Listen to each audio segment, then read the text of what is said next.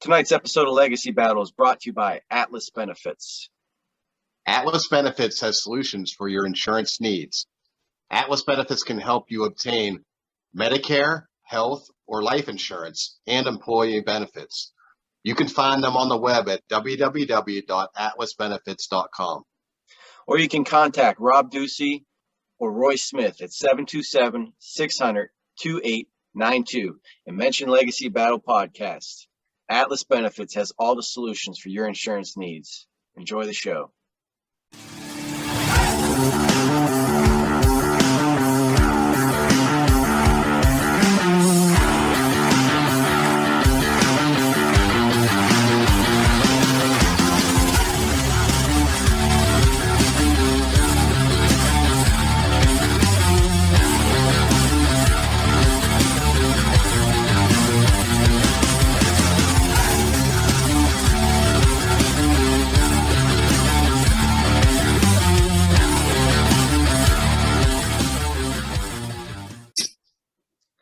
This is Legacy Battle. Make sure you hit subscribe on YouTube, iHeart, Apple, Spotify, whatever platform you're listening on.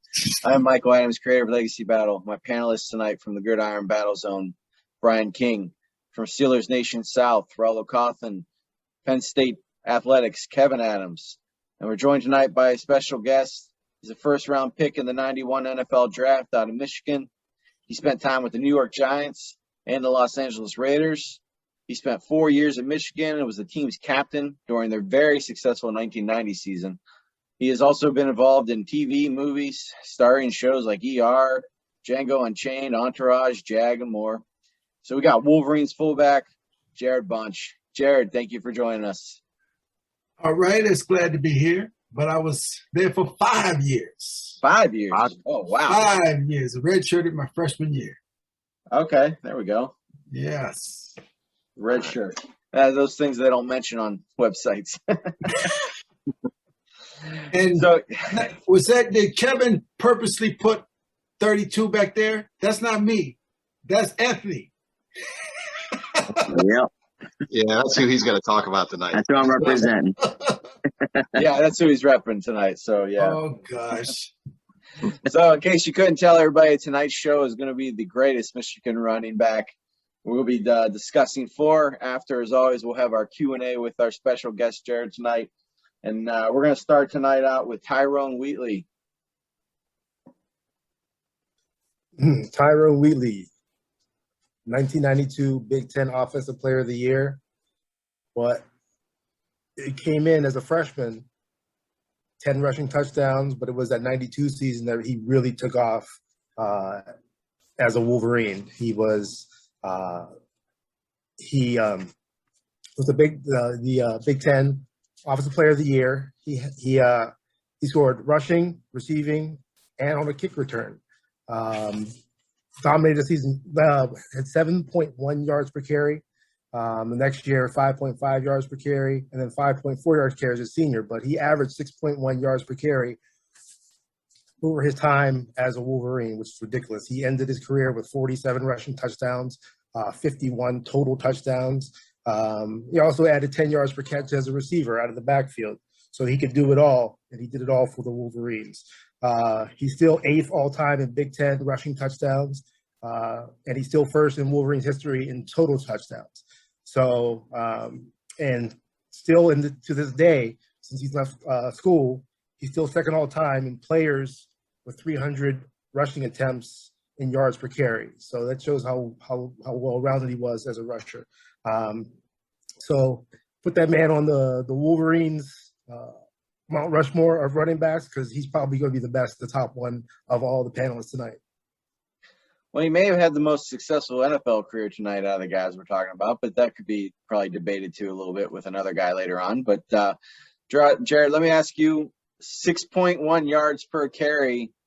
I mean, why don't you just turn around and give the guy the ball every time with that yardage? I mean, just an amazing player. What are your thoughts on Tyrone Wheatley? Well, Tyrone, for me and majority of the guys who I've talked to, he's on the top of the list.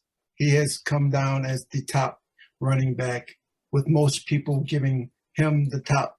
And I think when the question came to me from the very beginning, he was the person that came to my mind first. But after following through, looking through, trying to go over, looking at, there's a lot of different backs. Even though he's not the leading rusher, I still think that he's the best to ever come through Michigan. Well, that means everyone else is going to have to prove that theory wrong with their arguments. Yes, yeah, and it's going to be very hard to do. Brian, what were your thoughts about Wheatley when he got to the NFL? I mean, he didn't live up to the expectations of what everyone was thinking in the NFL, but what were your thoughts on him when he got there? Well, I mean, yeah, you just never know if you're going to get in the right system. You never know if you're going to get the dedication from the coaching staff. I think there was a lot of variables there. And then there was some injuries there at the end, too. So it was kind of a mixed bag for him. You know, things didn't quite line up the way that they could have. Well, let's have you go next with Mike Hart. All right. Mike Hart, 5'9", 195 pounds, so kind of a small back. He was there at Michigan from 2004 to 2007. But let's back up to 2003 at Onondaga Central High School. Hart set the national career record for rushing touchdowns with 204. So that's like national any high school ever player, which is pretty incredible. It helped his team to win 3 straight New York State championships. So the expectations were really, really high for Hart when he got to Ann Arbor. And he was really able to deliver immediately. He rolled up 1,455 yards plus 237 receiving and scored a total of 10 touchdowns in his freshman season. His yardage total was a school freshman record, and he was named a Big Ten Freshman of the Year as well as to the All Big Ten first team. So probably the best freshman season, arguably maybe in Michigan history. Right there for Mike Hart. Then his sophomore season, he had a little bit of adversity. He dealt with a hamstring injury. He was only able to gain about 800 yards from scrimmage in 8 games. It's still respectable. But yeah, he missed some time there. Then his junior year, he battled back though. He gained 1,562 yards on the ground, scored 14 touchdowns. Not only was he again named to the All Big Ten team, but he was 5th in the Heisman Trophy voting. So very strong season there. And then Hart in his senior season, he was leading the nation in rushing whenever, unfortunately, he suffered an ankle injury.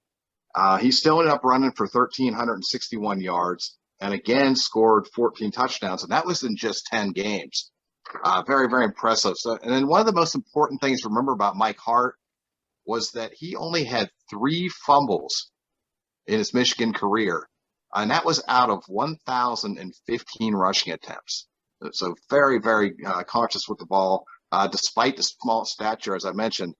No one in Michigan history has more career rushing yards than Mike Hart, with 5,040. And that is the 23rd highest career total in the history, the 150-plus year history of the NCAA. And then things have come full circle for Mike Hart. In 2021, he joined the Michigan Wolverines coaching staff as the running backs coach. And then he had to be proud when his boys rolled up 289 yards against the Buckeyes in their 42-27 victory this past season. So that's Mike Hart. Brian, I'm going to disagree with you when I have my guy on one of your stats, but I'm sure one of us is right. So, Jarrod, let me ask you, so 5'9", he's a smaller back. I mean, I want your thoughts, of course, on Mike Hart, but how does an offensive line differ in their style when it comes to a back that's 5'9", as opposed to somebody like we're going to talk about here in a little bit, like the A-Train, Anthony Thomas? Like, how are they playing differently? They're not playing differently. They're, the bottom line is make space, make room. Give me 12 inches. Give me, 10 inches. And I'm saying 10 inches. Give me a little bit of space. He may be, I wouldn't even say it's an advantage because of his height. It's not an advantage. It just gives the defense, they can't see him all the time behind that big line. But he's a good back. I remember seeing him freshman year, and I think that, we were always looking for Michigan to get back to that running. And when he came, it was the first time that we saw somebody that they were going to use the running again after A-Train or whatever. I think he's good. I don't think that he's the top, but I do think that he is good. As evident in him being the leading rusher, career leading rusher, and missing all those games with injuries. So there's no telling what could have happened had he been healthy the entire career. Kevin, you were a smaller running back. I'm sure you have respect for the shorter guys being at your height. I mean, they just seem like they can, cut a little better, a little faster. What are your thoughts on those smaller running backs? But yeah, the low center of gravity makes it a little bit easier for us and to be able to cut quicker and sharper. And it's harder to see, a short guy behind a tall line. So definitely, can play to their advantage. And, we're usually quicker. But yeah, you can use that small size stature to your advantage, and having that center of gravity, you can plow through guys a little bit easier too. You hit them straight on. Well, let's let you tell us about the A-Train. Yeah, A-Train, Anthony Thomas, played for Michigan from 97 to 2000. I'm going to throw some high school stats out like Brian did. He totaled for 7,594 rushing yards in high school and set a Louisiana state record with 106 touchdowns. He was named first team All-American, rated as the second best running back in the country going into Michigan. So his standards were up there too, Brian. He broke Michigan's career rushing record held by Jamie Morris. He got a 4-year total of 4,472 yards.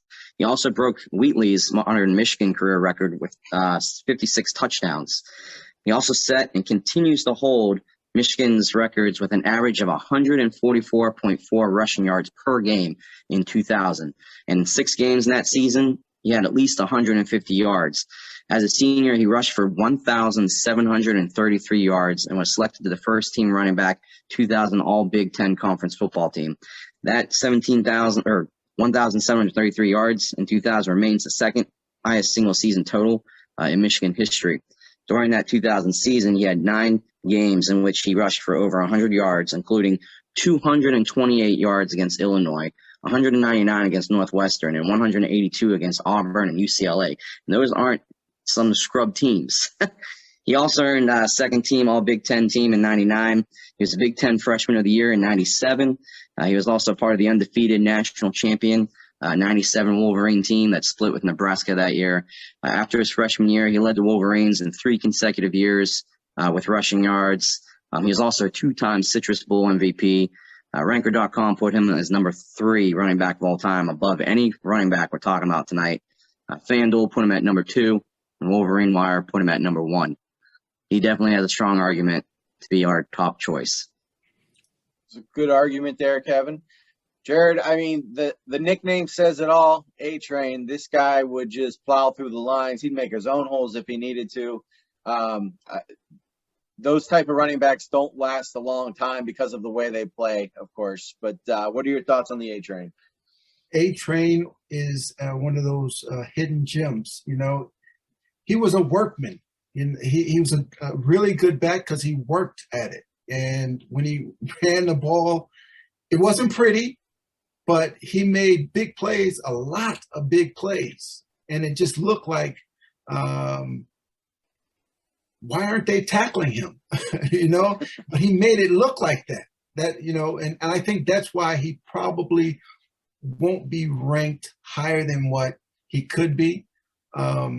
When you think of the numbers that he put up, it seems like he would be shoo-in to be on everybody's mind for one of the top running backs. But I think it's because of his workman style. His style wasn't pretty, but he's very good, and he wore a good number too. That gives him more points than in my book right there. So. Yeah. Hey, Rollo, let me ask you, you being from Steelers Nation South, of course, when the A-Train came into the league up there, especially with Chicago, a lot of people were calling him the next Jerome Bettis. It didn't work out that way. What are your thoughts about that? Yeah, look at the way he ran. It's just like his uniform and the way he looked. He had those big, broad shoulder pads. He wore the neoprene sleeves. And just the way he ran, he was just, he had the low center of gravity, he had the big thighs. He just looked like Jerome Bettis when Jerome Bettis was in his prime. That's what he looked like, and that's why the comparisons were valid. Absolutely. Well, let's move on to our final player tonight. That's going to be Jamie Morris. So Morris started 38 games for Michigan. He is also small in stature. He was only 5'7", but he had speed, quick feet, could change direction with the best of them. And he was a lot like Barry Sanders because of his explosiveness. I like to throw a name out like that, Barry Sanders. And like I said, he could get through, find those holes, and he could change like what looks like is going to be a short carry into a very long run. So that was one of his specialties. Now, while at Michigan, he set career records in rushing yards, yards from scrimmage, all-purpose yards, 100-yard games, season rushing yards, season yards from scrimmage, all-purpose yards, season 100-yard games, career receptions for a running back, career receiving yards for a running back. So this guy kind of just put up every record that was possible for a running back in Michigan. He went for over 200 yards twice.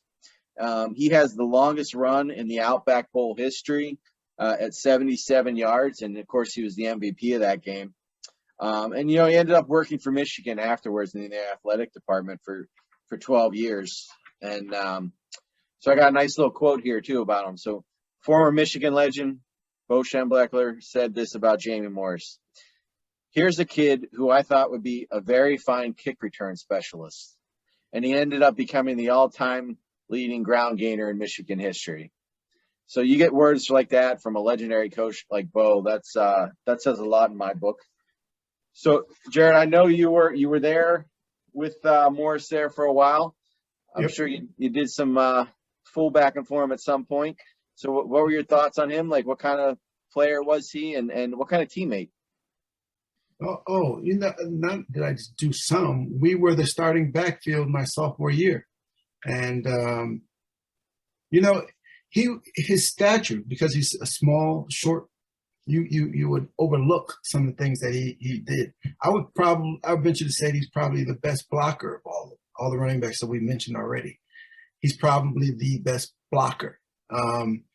He was a powerful running back, but he ran with power, speed, quickness. He made people miss. He ran over people. But that was his game. He could do it all. He was a complete running back. If he was 6'2", wow. I mean, he would be the total package because he was smart and he did it. He did it all. He could do it all. That's why he was a captain of the team. He was a leader, and he taught a lot of players how to play. Even at 5'7". So we were together for my first year, my redshirt year, sophomore year. We did a lot. So of the running backs that we're talking about tonight, Jarrod, if we're on the goal line, 3rd down and 1 on the goal line, what running back are you putting in there? Tyrone Wheatley. Tyrone Wheatley, okay. And then let me throw this one out at you. 3rd and 7, midfield. Who are you putting out there? Tyrone Wheatley. And run a draw. Well, I was hoping you were going to say Morris because he was so good in the passing game. But all right. I had to think about that. I mean, I had to think about that, and that's a hard one, man. I mean, that's a hard one. That's a hard one. Mike Hart, maybe Mike Hart, but I forgot about it. I mean, when I was preparing for this and talking to other guys, Mike Hart's name was not mentioned for top 3 or top 5. So, and the guys that were mentioned that you guys haven't talked about, Tim Biaka-Patuka. Yeah, Biaka-Patuka. Yeah, I remember that. And Tony Bowles. I think had Tony Bowles not been injured, he could have been really looking at maybe the top talking about on field, Right. because this guy, he was something special, man. He was. I mean, he ran a 4.3 electronic, 4.32 electronic, and when he runs, he didn't look like he was running fast, you know, but he was fast, and he can make me miss. But I don't know.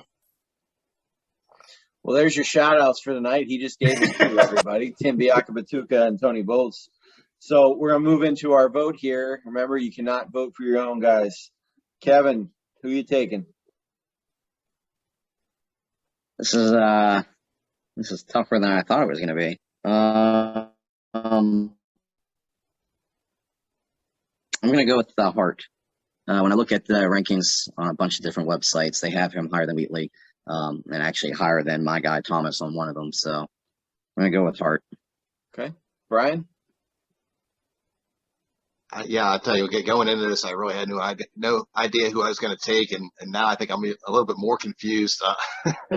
I really like. I mean, there's things to like about all these backs. There really is. It's kind of like what you sort of value, you know. But for me, I really like the big guy who can pound away, who can, you know, 30 carries later, he's got 160 yards and he got you a whole bunch of time possession and everything. And that guy's the A train for me. So I'm going to go A train.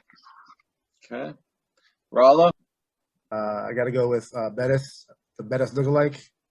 A-train. Just the way he ran, his style. You know, he at the end of the day, he looked dirty. His clothes was hanging off him. I got to go A-train.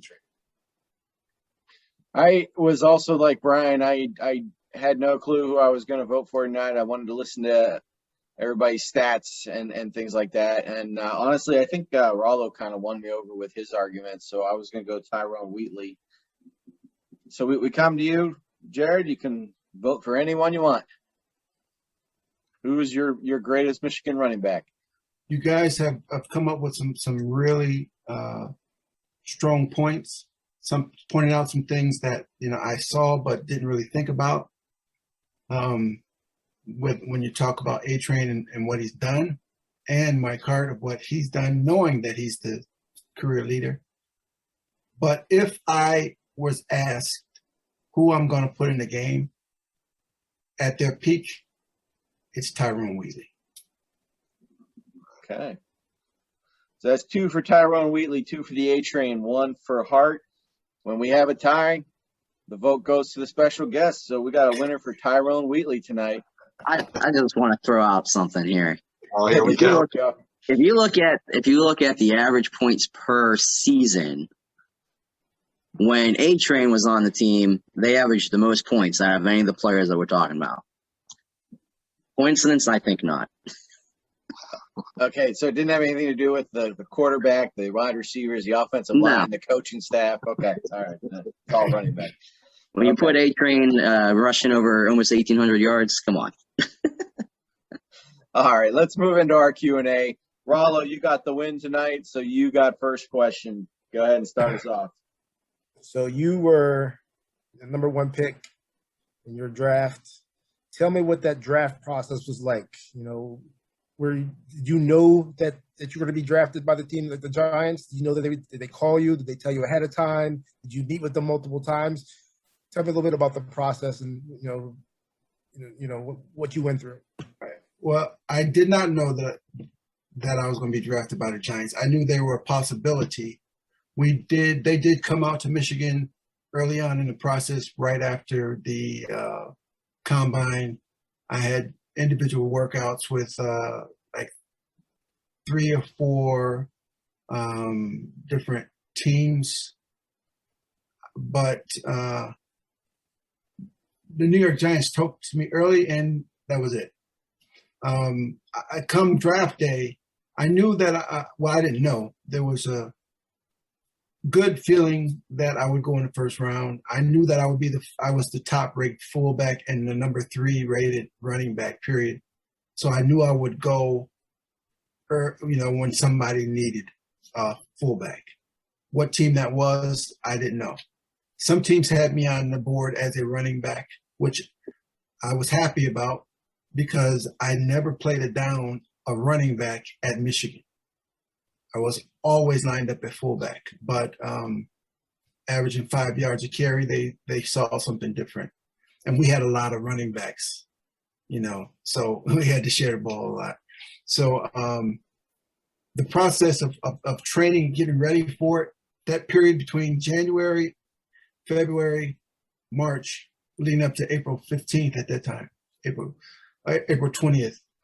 It was so overwhelming. You don't know what's going to happen. One day we talked about this. One day you're trying to scramble and figure out how you're going to get money to buy a piece of pizza, and the next day you'll be able to buy the whole pizza shop.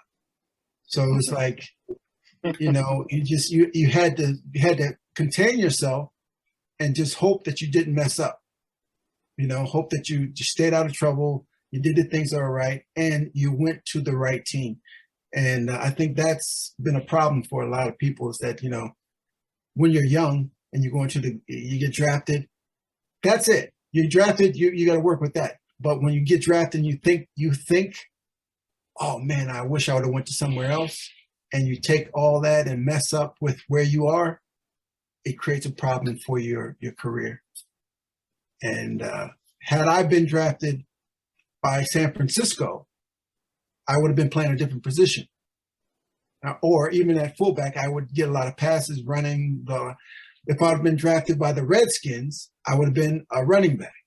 If I was drafted by Miami Dolphins, they would have been, they switch me back and forth. I was drafted by the Giants, which they run a two-back system, fullback and tailback. And as my young age, I was not happy. I was happy that I was drafted, but it showed that, I wish I would have went someplace else.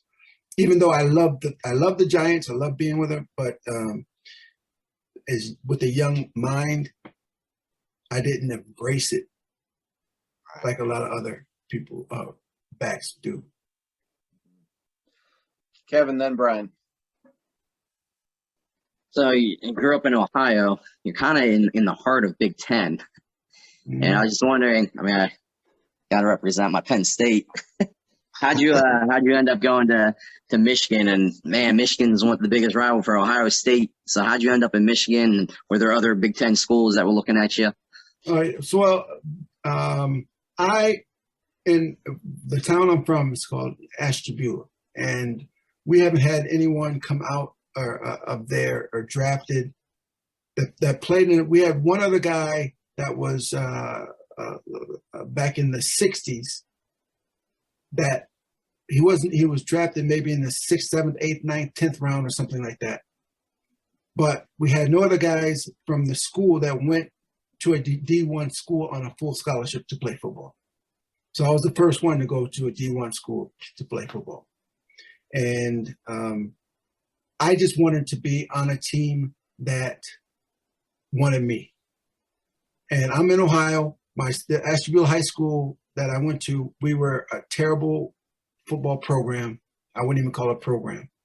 When I was in the 8th grade, my brother was in the 10th grade, the school won the first game in 5 years. They won the first game in 5 years. So every year was 0-10, 0-10, 0-10. So when I got there, I started working out. Because I was the youngest on my street, I was always trying to hang out with the older guys, and that got me tough. So when I got to high school, I'd already been starting lifting weights and doing everything and preparing to play. So when I started playing against kids my age, I was so much better. I started as a sophomore, both ways. I was all league on defense as a sophomore, then all league junior and senior. And I started getting competing in weightlifting. And when I was going to these different weightlifting competitions, I was going by myself, but I would go there and other schools would have their whole football team there. We didn't have a football program that did that, so I was the only one that lifted weight. So when I went, it was like me against all these other guys, and I was winning. And so the schools that were going to the colleges that were going to other schools would say, is there anybody you think we should take a look at? in this area, you know. And those guys, those coaches, when I said, there's this kid in Ashtabula that's been, you know, weightlifting, he's winning these competitions, and I was running, I would win the 100 meters dash, I would win the pole vault, I would win the shot put. So that's what they started coming to see. And I was a good student. I was a 3.0 student, and they started looking. And I was like, man, this guy can run, he's smart, he stays out of trouble, and he's self-motivated. And I tell when I'm coaching my kids, look, it doesn't matter how well the team is doing or how bad the team is doing. They're coming to look at you, and they want to know if they got somebody who they don't have to take care of. They can take care of themselves. That's what they want. So that's how I got my name out there. Nice. Well, during your first 3 seasons at Michigan, you played under Bo Schembechler, and then in your senior season, it was, or 4 seasons. I'm sorry, 4 seasons, yeah. And then finally in the senior season, it went to Coach Moeller. So what was it like for you when you learned that there was going to be the coaching change, and what was it like playing under both of those men? Well, it was good because Moeller, when I first got there, was the defensive coordinator. And in my second or third year, I think it was, Moeller switched from defensive coordinator to offensive coordinator. And then so third year, he's running the offense. Fourth year, he's running the offense and basically making all the calls, calling the plays, everything. And Bo is just, you know, Bo's Bo. He's the head man, and he's listening to whatever Moeller calls or whatever, unless he wants something particular. So we were all cool with how everything was going. And it was clear that when Bo left, Moeller was going to be in charge anyway. And it was just a smooth transition when the decision was made that he was going to retire or go to be working with the Detroit Tigers. It was, you know, we lost that last game, Rose Bowl, but it was clear and clean that before Bo left, Moeller was running the same program and everything was the same. With system, he started changing it. We started doing a little bit more passing, and it was clear that it was a simple move. Everyone was happy about it. So you were part of the Bill Walsh Diversity Coaching Fellowship. Today's NFL is completely lacking in diversity, especially in the head coach position, even with the Rooney Rule. We've seen teams taking advantage of the Rooney Rule just to claim that they did it. Do you see in the future that it will change? I mean, there's talk now, but there's always talk, no change. Do you think at some point we're going to see a more even playing field? It's going to be very difficult to see that because they can do all the rules that they want, but the bottom line is owners own teams, and owners are the ones that want to say, it's my decision. And you're not going to make me, pick anyone that you want me to pick who I want. Now, when that becomes more evident that everyone is inclusive and everyone feels comfortable around who they're around, that's when the change will come. But the bottom line is owners, they like who they like. They want to deal with who they want to deal with. And, it's a group of billionaires. You're not going to tell them what to do. Right. That's it. Well, I know my participation in the diversity program, I love it. I mean, it's helpful. It is helpful. It gives a lot of opportunities for us to just get involved. And the bottom line is it's a lot of relationships, because you see, even though a lot of head coaches have not been of color, but the staff is full. Now, the next step is, making the relationships closer to the owner. So if the owner feels comfortable, right? I know you. I've spent time with you, right? Yeah, I've trusted you. that you would be the person that I want you to be and be my head coach. That's it. It's just about relationships. And they tell you that with the fellowship, that build as many relationships as you can. And that's why I'm really glad that they're doing this fellowship. I'm going to do it again this year, too. Excellent. Rollo, Kevin, Brian. There's only three, piggybacking off that, there's only 3 black GMs in the NFL. So do you think if there's more GMs, there will be more diversity hirings in the big positions like coaches, offensive coordinators, defensive coordinators, if there's more black GMs? I think it will help. Because again, those are the guys that spend more time with them. What I'm happy about now is a lot of these GMs are former players, and they've played in the league. They've been friends, and it's a friendship league. If your friend is moving up, you want to help him. If you think that he can do the job, it's always helpful in bringing your friend to the next level. And then it's again, then that level, that friend pulls somebody from his relationships. They clearly tell you at the fellowship, when they have guys come and talk, coaches come and talk, build relationships, because this thing is about relationships. They always say it's who you know. So in every job. In every job.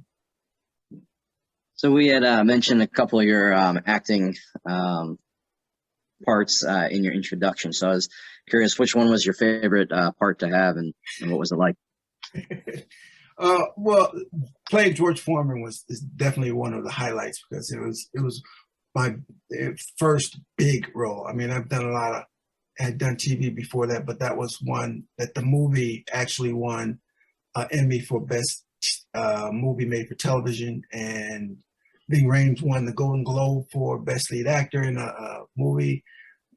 So that's the one. But there is one particular one that I really enjoyed, and that was it almost mimicked, but I'm glad it didn't. I play a football coach in a show called The Forgotten. But in that show, the coach who I play gets killed. But he gets killed because he was fighting for his kids to be better students, that he was actually sitting them down, not letting them play because he found out they were cheating or skipping out or whatever. And a relative got mad that his son was losing his opportunity to get a scholarship because the coach set him down. But the coach set him down for some, good reason. I want to show you, this is not about this. This is about you being a good person, about you being a good student, learning. This is the time when you're supposed to learn. And that show was one of the shows that I liked so much. But when they see it and they talk about it, but they say it's a little bit too close, because they show the funeral and everything is like, we don't want to see that. We don't want to see that. But the scenario of the whole thing is one of the most memorable that I enjoy the most. Oh, and there's another commercial. There's one where I play a boxer with big ears. You guys probably forgot about that one. That's another. Those are the two that I really think about a lot. Nice. Well, Jarrod, you see behind me, we got Ann Arbor, we got the big house here. So take me back to what was it like running out on the field on a Saturday afternoon? Man, every time someone asks me about that, the first thing that pops into my mind is the first time that I came out on the field. I'm coming from this small town with, stands on one side, not many people, and going to that. And it was the first year when I redshirted, but you don't know you're redshirted until after the season is over. If you didn't play in a game, then you're redshirted. So I dressed and practiced and did everything my freshman year. And the first time I went out there, it was like, scary. But I knew I wasn't going to play. The second year, when I first started playing, you think about, oh, man, who's looking at me? you know, all these people, and you think that they're looking at you, not no one else but you. And the very first play of me playing in a game at the Big House against Notre Dame, kickoff return, I got knocked out. Very first play. Man. I go run it. I'm on return team, and the ball comes, and I go to block somebody, and I had taken all the air out of my helmet because it was so tight, and I wanted to be comfortable, not knowing the air is what protects you. I took all the air out and then put it on. The helmet was okay, and when I hit the guy, we hit helmet to the side. He hit me helmet right here, and I was like, oh. And all I could hear was the whole crowd screaming. I thought everybody was looking at me, so I tried to get up, and I fell back down. I got up, and I fell back down. And when I came to, when I was really understood what was up, the score was 14-3.